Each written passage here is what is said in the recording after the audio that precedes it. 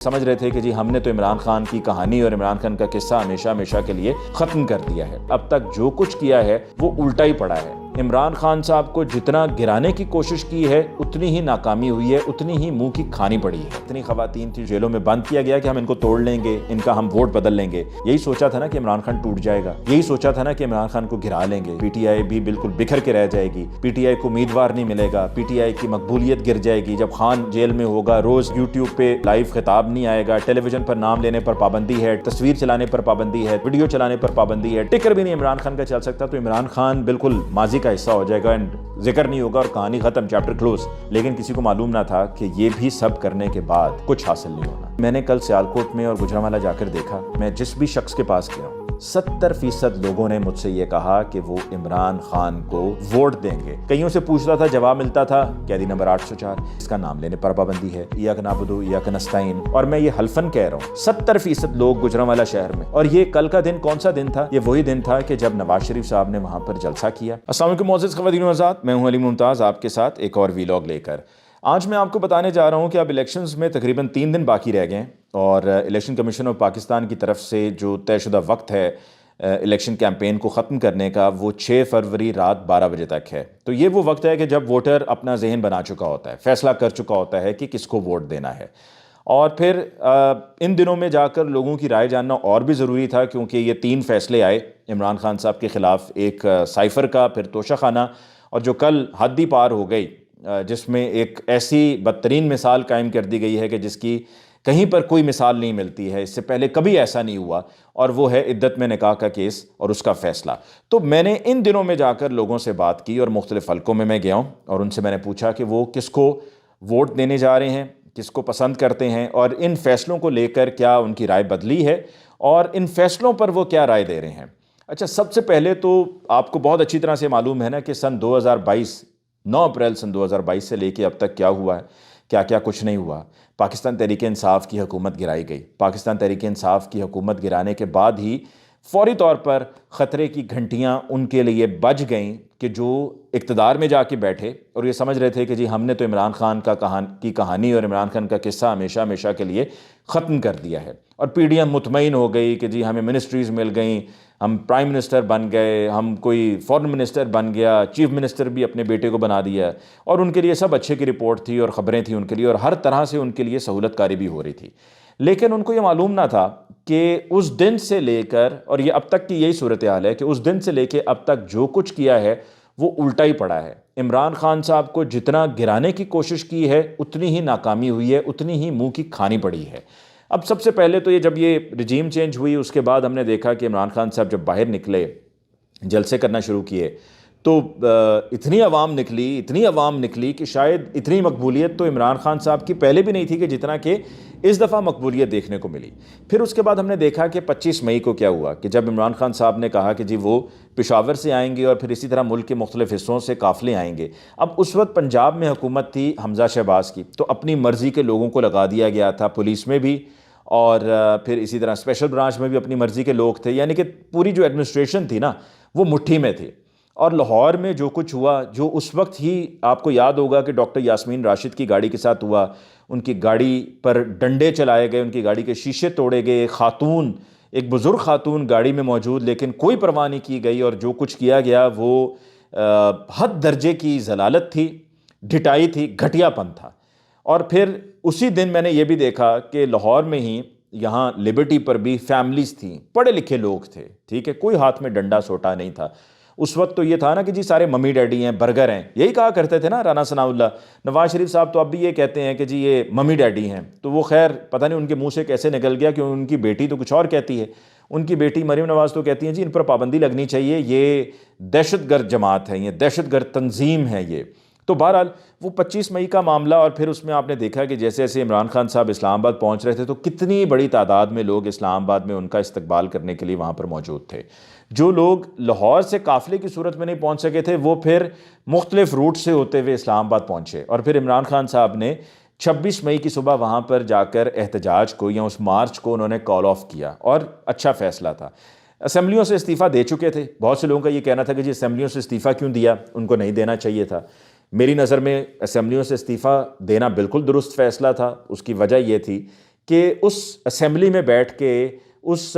Regime change operation کو ایک طرح سے انڈورس کرنے والی بات تھی کہ جو طریقہ کار اختیار کیا گیا ہے، جو خریداری کی گئی ہے، جو منڈیاں لگائی گئی ہیں سندھ ہاؤس میں اور اسی طرح اور ایم این ایز کی اور ایم پی ایس کی، یہ قابل قبول نہیں ہے، تو اس کو ڈسکریج کرنا ہے۔ اور اگر آپ وہاں پر جا کر قومی اسمبلی میں بیٹھ جاتے تو یقیناً آپ اس کا حصہ بن جاتے۔ یہی سوال پنجاب اسمبلی کے لیے بھی تھا کہ اگر آپ نے قومی اسمبلی میں اس طریقے سے اس کا بوائیکاٹ کیا اور آپ اسمبلیوں سے نکل آئیں اور استعفے دے دیے، تو پھر آپ کو پنجاب اسمبلی میں بھی اس معاملے کو اسی طرح سے لے کے چلنا چاہیے تھا اور چھوڑ دیتے۔ لیکن پنجاب میں چونکہ حکومت واپس ملنے کے چانسز تھے تو وہاں پر یہ فیصلہ درست تھا کہ وہاں پر آپ اس کو کنٹینیو کریں۔ حمزہ شہباز کو وہی جو 20 لوگ تھے نا جو سلپ کر کے دوسری طرف گئے تھے، وہ کہتے ہیں نا کہ جی قومی اسمبلی میں تو ان لوگوں نے ووٹ ہی نہیں ڈالا، ان کی ضرورت ہی نہیں پڑی، جو ایم این ایز تھے پاکستان تحریک انصاف کے، اور وہ تو خود اپوزیشن میں جا کے بیٹھ گئے اور راجہ ریاض اپوزیشن لیڈر بن گئے۔ تو وہ کام آپ نے پنجاب میں تو کیا، پنجاب میں 20 لوگ تھے پی ٹی آئی کی، ان کی مدد سے آپ نے اپنے بیٹے، اپنے صاحبزادے حمزہ شہباز کو سی ایم پنجاب بنوا دیا۔ پھر اس کے بعد ان 20 حلقوں پہ الیکشنز ہوئے۔ اچھا، وہ جب الیکشنز ہوئے تو اس وقت حکومت آپ کو یاد ہے نا کہ کس کی تھی؟ حکومت تھی اس وقت حمزہ شہباز کی، یعنی کہ پی ایم ایل این کی حکومت تھی، ان کے اتحادی پی ڈی ایم کی حکومت تھی۔ تو پی ڈی ایم کی حکومت کے ہوتے ہوئے اور ساری ایڈمنسٹریشن جیسے کہ میں نے آپ کو کہا ہے کہ ان کے ہاتھ میں تھی، اس کے باوجود 20 میں سے 16 نشستیں یا میرے خیال میں 15 نشستیں پاکستان تحریک انصاف نے جیتیں، اور وہ نمبرز دوسری طرف مڑے اور اس کے نتیجے میں پھر دوبارہ سے حکومت بنی پاکستان تحریک انصاف کی پنجاب میں، اور چودھری پرویز الہی وزیر اعلیٰ پنجاب بن گئے۔ پہلے وہ اسپیکر پنجاب اسمبلی تھے، پھر وہ وزیر اعلیٰ پنجاب بن گئے۔ اب وہ مثال اور آج کا ماحول بالکل سیم، ایڈمنسٹریشن ہاتھ میں نہیں، ایڈمنسٹریشن ساری پی ایم ایل این کو سپورٹ کر رہی ہے، ان کی مٹھی میں، ان کی مرضی کے مطابق چل رہی ہے۔ وہ جیسے کہتے ہیں، وہ کہتے ہیں دن ہے تو دن ہے، رات ہے تو رات ہے، وہ بھی آگے سے یہی کہہ رہے ہوتے ہیں۔ تو تب بھی کیوں جیتی پی ٹی آئی؟ کیونکہ ٹرن آؤٹ زیادہ تھا، لوگ زیادہ نکلے، اور اس دفعہ بھی اگر لوگ نکلیں گے، ٹرن آؤٹ زیادہ ہوگا، تو پھر دھاندلی کر کے بھی پی ٹی آئی کو ہرانا مشکل ہی نہیں، ناممکن بھی ہو جائے گا۔ پھر پتہ نہیں اور کیا کیا کچھ کرنا پڑے گا، اس سے بھی زیادہ کئی گنا زور لگانا پڑے گا۔ پھر آپ کو بہت اچھی طرح سے یاد ہے کہ جب پنجاب میں گورنمنٹ تھی پاکستان تحریک انصاف کی، تو اسی دوران پھر حقیقی آزادی مارچ شروع کیا گیا۔ میں موقع پہ موجود تھا وزیر آباد میں کہ جب عمران خان صاحب پہ گولیاں چلیں، وہ زخمی ہوئے۔ اس کے بعد یہ ڈھونگ رچایا گیا، یہ جھوٹ بولا گیا۔ جاوید لطیف نے تو خیر پوری گیم چلی تھی، اور اس وقت بھی کچھ ایسے منظور نظر صحافی تھے، پلانٹڈ صحافی تھے، انہوں نے پھر پہلے ہی فوری طور پر نوید کا موقف چلانا شروع کر دیا کہ جی یہ تو مذہبی جنونی ہے، یہ رنگ دینے کی کوشش کر دی، اور کہا کہ جی عمران خان صاحب کو گولیاں نہیں لگیں۔ وہ سب نے دیکھا، میں وہاں پر تھا، میں نے دیکھا کہ عمران خان صاحب کو واقعی گولیاں لگیں، وہ زخمی ہوئے۔ پھر اس کے بعد آپ نے دیکھا کہ جب عمران خان صاحب راولپنڈی پہنچے نومبر کے اینڈ میں، اور وہاں پر پھر نومبر کے شروع میں وہاں پر پہنچ کے، شروع میں نہیں بلکہ آئی بیگ یو پارڈن، آخر میں جب وہ تھوڑی سی پوزیشن ان کی بہتر ہوئی تو وہ وہاں پر آئے، پنڈی میں مری روڈ پر جلسہ ہوا، اور بڑا کامیاب تاریخی جلسہ تھا۔ پھر اس کے بعد پی ٹی آئی کی گورنمنٹ کو گرانے کے لیے یہاں پنجاب میں ایک مہم چلائی گئی، اس میں وہ ناکام ہوئے۔ اس میں جب ان کو بری طرح سے ناکامی کا سامنا کرنا پڑا تو ان سے برداشت نہ ہوا۔ بہرحال اس کے فوراً بعد پنجاب میں اور کے پی کے میں اسمبلیاں ڈیزالو کر دی گئیں، اور بالکل ٹھیک فیصلہ تھا، کیونکہ اس وقت یہی تھا نا کہ جی الیکشنز آپ کے مقررہ وقت پہ 90 روز میں ہوں گے، کیونکہ آئین یہی کہتا ہے۔ لیکن اس وقت کسی کو یہ معلوم نہ تھا کہ جی اب جا کر اس حوالے سے بھی یہ لوگ ایکسپوز ہوں گے کہ یہ آئین کو بھی نہیں مانتے، یہ صرف اس آئین کو مانتے ہیں، صرف ان فیصلوں کو مانتے ہیں جوڈیشری کے جو ان کی مرضی کے مطابق ہے۔ انہوں نے عمر عطا بندیال، جسٹس منیب اختر، جسٹس اعجاز الاحسن، ان ججز کو ملائن کیا، ان کے خلاف کیمپین چلائی، ان کے خلاف باقاعدہ ایک سازش کی گئی، اور اس وقت کوئی کسی سازشی، کیونکہ وفاقی حکومت اپنی تھی، سارے ادارے اپنی مٹھی میں تھے، کوئی ایف آئی آرز درج نہیں ہوئی، کوئی نوٹسز نہیں بھیجے گئے، کوئی ایکشن نہیں لیا گیا، کیونکہ سب اپنے ہاتھ میں تھے۔ اور جب الیکشنز کا حکم سپریم کورٹ آف پاکستان کے 3 رکنی بینچ نے سنایا، عمر عطا بندیال صاحب جس کی سربراہی کر رہے تھے، تو اس کے بعد الیکشنز ہونے تھے، لیکن الیکشنز نہیں ہو سکے۔ اس لیے نہیں ہو سکے 14 مئی کو، کیونکہ ماننے سے انکار کر دیا گیا، اور اس سے پہلے ہی آپ نے دیکھا کہ 9 مئی ہو گیا، عمران خان صاحب کو گرفتار کیا گیا، اور اس کا رد عمل آیا، اور اس کے رد عمل کے نتیجے میں آپ نے دیکھا کہ پھر پی ٹی آئی کو وہ ایک موقع، ایک ماحول بن گیا، اور پی ٹی آئی کے لوگوں کو ایک ایک کر کے اٹھایا جانے لگا، جیل میں بند کیا جاتا تھا، جو جیل میں تھا بات نہیں مانتا تھا، عدالت سے رہائی ہوتی تھی، باہر نکلتا تھا، دوبارہ کسی اور کیس میں اٹھا لیتے تھے۔ عالیہ حمزہ، صنم جاوید، ختیجہ شاہ، طیبہ راجہ، ڈاکٹر یاسمین راشد، اس کے علاوہ اور دیگر کتنی خواتین تھیں جو جیلوں میں بند تھیں اور اب بھی بند ہیں۔ ان کو اسی 9 مئی کے کیس میں جیلوں میں بند کیا گیا، اور اس وجہ سے بند کیا گیا کہ ہم ان کو توڑ لیں گے اور ان کا ہم ووٹ بدل لیں گے۔ پھر اس کے بعد آہستہ آہستہ بڑھتے بڑھتے عمران خان صاحب کو پھر اگست میں 5 اگست کو گرفتار کر لیا گیا۔ یہی سوچا تھا نا کہ عمران خان ٹوٹ جائے گا، یہی سوچا تھا نا کہ عمران خان کو گرا لیں گے، یہی سوچا تھا نا کہ پی ٹی آئی بھی بالکل بکھر کے رہ جائے گی، پی ٹی آئی کو امیدوار نہیں ملے گا، پی ٹی آئی کی مقبولیت گر جائے گی جب خان جیل میں ہوگا، روز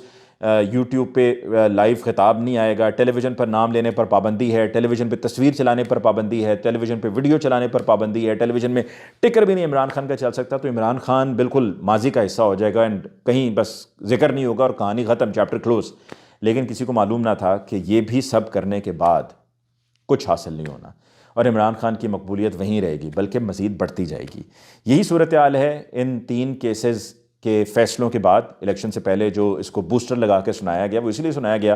کہ جی الیکشن سے پہلے سنا دیا جائے گا، لوگ خلاف ہو جائیں گے، ووٹ نہیں پڑے گا عمران خان کو۔ لیکن میں نے کل سیالکوٹ میں اور گجرانوالہ جا کر دیکھا، میں آپ کو گجرانوالہ کا بتا دیتا ہوں، سیالکوٹ کا خواجہ آصف کا میں آپ کو کل تفصیل سے بتاؤں گا۔ گجرانوالہ شہر میں جہاں پر خرم دستگیر خان NA 78 سے کنٹیسٹ کر رہے ہیں، وہاں پر اس کے علاوہ اس سے جڑے وزیر آباد شہر میں، ڈسکا میں نے لوگوں سے بات کی ہے، اور جو خاص طور پہ گجرانوالہ شہر کی صورتحال ہے نا، وہ یہ ہے کہ میں جس بھی شخص کے پاس گیا ہوں، جس کے پاس بھی گیا ہوں، 70% لوگوں نے، کتنے؟ 70% لوگوں نے مجھ سے یہ کہا کہ وہ عمران خان کے کینڈیڈیٹ کو 8 فروری کو ووٹ دیں گے۔ کئیوں سے پوچھتا تھا، جواب ملتا تھا قیدی نمبر 804، کسی سے پوچھتا تھا وہ کہتے تھے کہ جس کا نام لینے پر پابندی ہے، کسی سے پوچھتا تھا تو کہتے تھے ایاک نعبد و ایاک نستعین۔ پھر میں وجہ جب پوچھتا تھا تو کہتے تھے جی لیڈر تو وہی ہے، یہ لیڈر تھوڑی ہیں، انہوں نے تو ملک چھوڑ کر چلے جانا ہے، کہ حکومت میں ہوں گے تو ملک میں ہوں گے، حکومت نہیں ہوگی تو ملک چھوڑ کے بھاگ جائیں گے۔ وہ شخص جیل میں بند ہے تو کس کے لیے بند ہے؟ ہمارے لیے بند ہے، ہمارے بچوں کے لیے بند ہے، ورنہ اس کو جیل میں جا کر سزا کاٹنے کی کیا ضرورت ہے؟ آرام سے عیش کی زندگی گزارے۔ پھر ایک شخص سے میری بات ہوئی تو اس نے کہا کہ میرے اپنے کزن کی فیملی میں ایک آپریشن ہونا تھا، 8 لاکھ روپیہ اس کی رقم درکار تھی، 8 لاکھ روپیہ۔ اس نے کہا یہ صحت کارڈ کی بدولت بالکل مفت علاج ہوا، اور اس نے کہا میں اس کا خود آئی وٹنس ہوں، میرا کزن اور اس کی فیملی میں یہ آپریشن ہوا اور 8 لاکھ روپیہ اس پر لگا، صحت کارڈ بالکل فری۔ اسی طریقے سے میں نے ایک جا کے ریڑھی والے سے پوچھا، میں جب اس کی طرف بڑھا تو میں نے سوچا کہ شاید یہ PMLN کی بات کرے گا، لیکن جب میں اس کے پاس گیا تو اس نے بھی یہی بات کی، صحت کارڈ کی بات کی۔ اس نے کہا جی ووٹ عمران خان کا۔ اور میں نے پھر نوجوانوں سے بھی بات کی، نوجوان بھی یہ کہتے ہیں جی ووٹ عمران خان کا۔ کئی نوجوان ایسے میرے، انہوں نے کہا جی پہلی مرتبہ ہمارا ووٹ بنا ہے، ہم نے ووٹ ڈالنا ہے، لیکن ووٹ عمران خان کو دینا ہے۔ میں نے ان سے کہا کہ جی وہ تو کہا جا رہا ہے کہ نہیں جیتیں گے، انہوں نے کہا جی جو بھی ہوگا ہم جا کر ووٹ ضرور دیں گے۔ مطلب لوگ اتنے کمیٹڈ ہیں، لوگوں نے یہ طے کر لیا ہے۔ اور کل کے فیصلے کے بعد لوگوں نے مجھ سے یہ کہا کہ جی اس سے زیادہ گھٹیا پن کیا ہو سکتا ہے، یہ لوگوں کے الفاظ تھے۔ انہوں نے کہا اس سے زیادہ گرنا کیا ہو سکتا ہے کہ جتنا کہ اس فیصلے کو سنا کر خود سے فیصلہ سنانے والے گر گئے ہیں۔ انہوں نے کہا کہ جی اس سب کے بعد تو اب اور پکا مضبوط ارادہ ہے کہ ہم نے جا کر ووٹ عمران خان کو دینا ہے۔ اور میں یہ حلفاً کہہ رہا ہوں، 70% لوگ گجرانوالہ شہر میں، 70% لوگ۔ اور یہ کل کا دن کون سا دن تھا؟ یہ وہی دن تھا کہ جب نواز شریف صاحب نے وہاں پر جلسہ کیا۔ اس جلسے کی بھی کہانی سن لیں۔ اس جلسے میں نواز شریف صاحب گجرانوالہ پہنچے 1:30 بجے، اور 3:30 بجے وہاں پر جناح اسٹیڈیم، کرکٹ اسٹیڈیم میں وہاں پر پہنچے۔ 3:30 بجے پہنچے، بامشکل آدھا گھنٹہ 40 منٹ وہاں پہ وہ رہے، تقریر کی، اور اس کے بعد وہ وہاں سے نکل گئے۔ اور مریم نواز جب تقریر کر رہی تھیں تو اسٹیڈیم تقریباً خالی ہو گیا ہوا تھا، یہ حالات تھے۔ اور وہاں پر جو خرم دستگیر خان تھے اور پھر ان کے جو MPA کے کینڈیڈیٹ ہیں پومی بٹ وغیرہ، بڑے پریشان تھے کہ بعد میں اب جواب طلبی ہوگی کہ یہ کیا جلسہ تھا، یہ کیا ہو گیا۔ وہاں پر وہی جلسہ کہ اگر آپ گجرانوالہ کا جلسہ دیکھ لیں، اور جو گجرانوالہ کا ریسیپشن تھا عمران خان صاحب کے لیے نومبر میں حقیقی آزادی مارچ میں، وہ آپ دیکھیں، اور پھر گجرانوالہ کا جو جلسہ ہوا تھا عمران خان صاحب کا حکومت کے گرائے جانے کے بعد، رجیم چینج کے بعد، کہ یہ جناح اسٹیڈیم کھچا کھچ جیم پیکڈ بھرا ہوا تھا۔ اور یہاں پر کل اس جلسے میں جب کہتے ہیں جی بڑے مقبول لیڈر ہیں، نواز شریف آئیں گے تو پتہ نہیں کیا سے کیا ہو جائے گا۔ ہاں دھاندلی ضرور ہوگی، دھاندلی کے ذریعے اگر جیتیں گے تو جیتیں گے، ورنہ تو میں آپ کو یہ وثوق سے کہہ رہا ہوں، میں نے جا کر دیکھ لیا گجرانوالہ شہر میں، صرف دھاندلی کے ذریعے جیت سکتے ہیں، ورنہ کوئی حالات نہیں ہے۔ اسٹیڈیم کے کل کیا حالات تھے وہاں پر، وہ خیر کلوز فریم میں انہوں نے کہہ دیا if you love me do you love me tell me do you love me if you love me I love you too, بس یہ وہ کلوز کیمرہ انہوں نے دکھا دیا کلوز فریم پر، اس کے علاوہ وہاں پر جلسے میں کچھ بھی نہیں تھا۔ اور میں حلفاً یہ کہہ رہا ہوں، میں کسی بھی ایک شخص کو نہیں جانتا تھا جس سے میں نے جا کے گجرانوالہ میں بات کی، ٹھیک ہے، ایک بھی شخص کو میں نہیں جانتا تھا، ایک بھی شخص کو. میرے سامنے جو شخص آیا، میں ریکارڈنگ کر رہا تھا، میرے سامنے جو بندہ آیا، میں نے مائک ان کے آگے کیا، میں نے کہا بتائیے کس کو ووٹ دیں گے. جو بھی آیا، مطلب دائیں نظر آیا، بائیں نظر آیا، گزر رہا ہے کسی اور سمت میں، خود چل کے اس کی طرف چلا گیا ہوں، کوئی کسی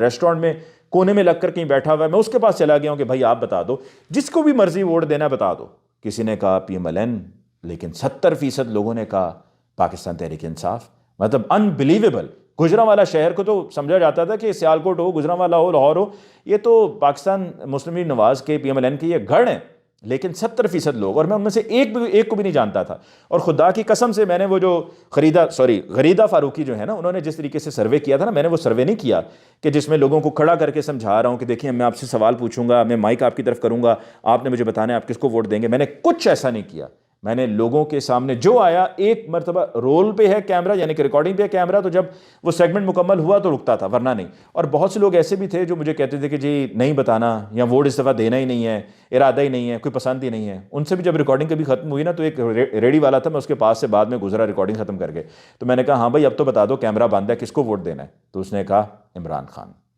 اس کے ساتھ ہی مجھے علی ممتاز کو دیجیے اجازت. اللہ نگہبان.